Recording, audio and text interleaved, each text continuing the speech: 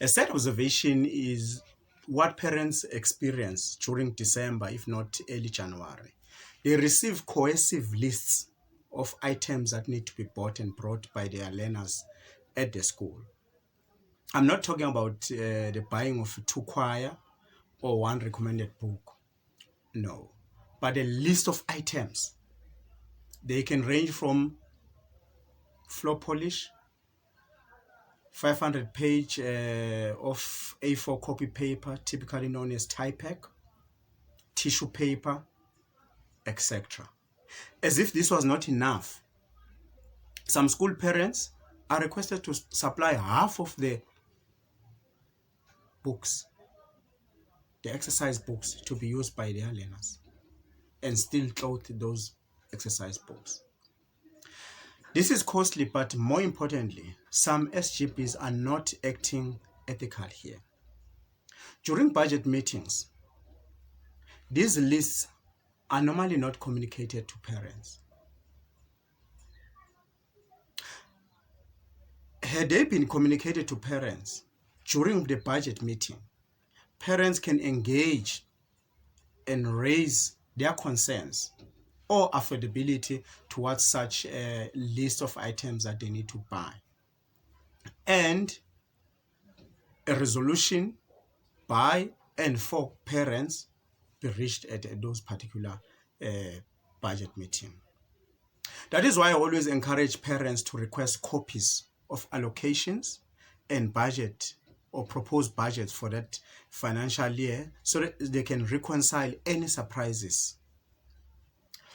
Unsuspecting parents accede to the well-timed pressure created on their learners and end up buying this list of supplies that are in fact not always supposed to end up with them. The LTSM or the Learning Teacher Supply Material funds are deposited to the school's bank account by the caring government. And those funds need to be used for such purpose, for items like exercise books. Maybe the parent might need to top up with a 1-2 choir or one flash book, etc. However, it is a bit irregular to see a list by which a parent needs to buy almost half of the exercise books.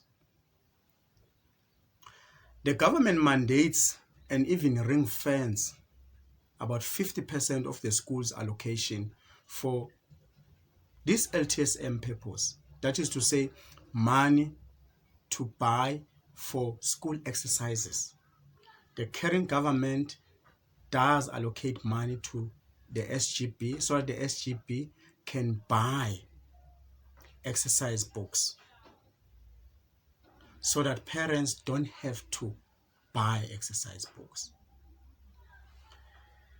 The guidelines are so clear such that even deviations from this 50% that is allocated for LTSM or exercise books, etc., need to be requested on the relevant district authority. So which means the SGB, should they decide to use this 50% allocation that is meant for exercise books for something else, they need to obtain clearance from the district director. Of course, they need to motivate why they need to use this ring fence 50% allocation. Also take note that the caring state does make another allocation. The allocation for day-to-day, allocation for service and maintenance is also given to the SGB of the school. This should cater for items like polish, cleaning chemicals that are used at the school. The question is, why should the parent be expected to pay for chemicals and stationery that is part of the allocation which the government has allocated to the school? This is making no-fee schools to systematically go back to fee-paying schools and admittedly, to be more expensive than some of the fee-paying schools. This needs to be highlighted because it reverses the gains achieved in educating the African child. To those in the dark, very soon, there will be toi-toi to SGB boardrooms. No service delivery to the schools, no service delivery to our communities. Meanwhile, the caring state has made funds available for such purpose. So like I've said to you, that apart from the widening gap between the township school and the town school, this is one area where the SGB is failing its community.